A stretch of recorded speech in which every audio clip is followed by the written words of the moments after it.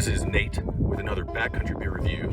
Today I'm on Deception Peak near Santa Fe, New Mexico. We've got a great view of the Pecos Wilderness to the north of us, and actually the view stretches all the way into Colorado. The beer I'm reviewing today is by Soundgrowler Brewing from Tinley Park, Illinois, and it's their Iommic Notes India Pale Ale. So I like Soundgrowler a lot. I've been there a couple times. I think they opened in 2018, and I like them a lot because they are a doom metal themed brewery.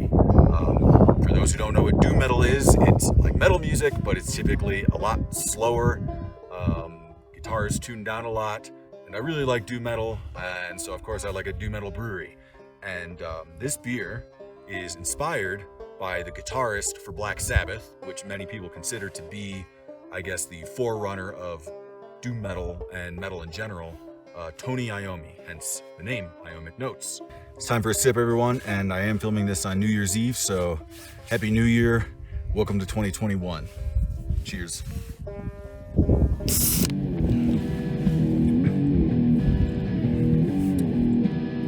So I really like this beer. I'm really I think it's actually really complex because I'm getting like fruity notes, kind of like a light juiciness. If I had to pick a fruit, I'd say passion fruit. And I think, typically I think that that's sort of described as like tropical. So I definitely think it has like tropical notes. But the thing is, like, I don't think that's from the hops.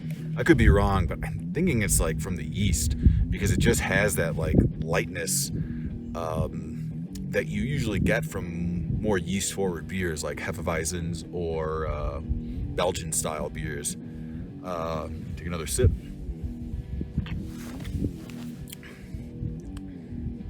And see, the reason why I think it's not from the hops is because I think from the hops I'm getting kind of like a light citrusness and like a dankness. Typically when I taste beer, I try to go in thirds. You have the first third, the middle third, and then the final third. So I guess like in the middle third, I'm getting this like creamy note, and I don't know if that's from the malt.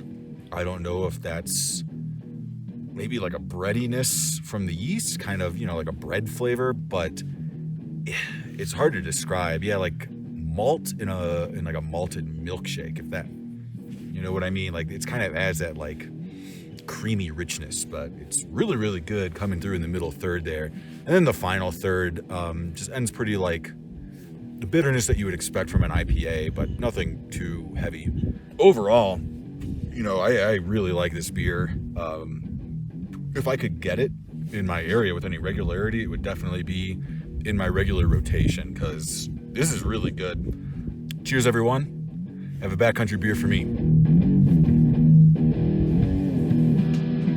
What we're learning from our mistakes at Backcountry Beer Review, at the beginning of the shot, or the beginning of the video, I got a shot of the beer sitting on the wilderness sign, and then I started hiking, and I realized about a mile up that I left it.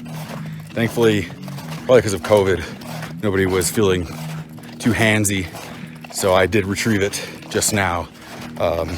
Always bring a backup beer if you're doing one of these things.